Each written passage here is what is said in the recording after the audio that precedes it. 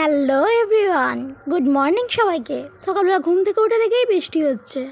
পরে অবশ্যই জেনেছি শুধু আমাদের এখানেই নয়, সব জায়গাতেই বৃষ্টি হচ্ছে। বৃষ্টি আমার খুব ভালো লাগে, কিন্তু আমার শরীর খারাপ থাকার কারণে সেদিন আমি বৃষ্টিতে ভিজতে পারিনি।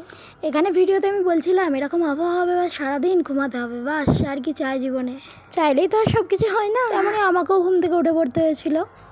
ছাদের চারপাশটা ঘুরে নিচে গিয়ে দেখি হনুমান চলে এসছে আমাদের এখানে। খিদে তো সবারই রয়েছে, ওদেরও খিদে পেয়েছে, কিছু করার না। তাই বৃষ্টির মধ্যে ওদেরকে তো কিছু খেতে হবে, তাই জন্য ওরা বেছে নিয়েছে আমাদের গাছের আম আর পেয়ারা। তো আমাদের কাছে যে আম বেঁচেছিল ওরা এদিক ওদিক করে সব সাবার করে দিয়ে চলে গেছে।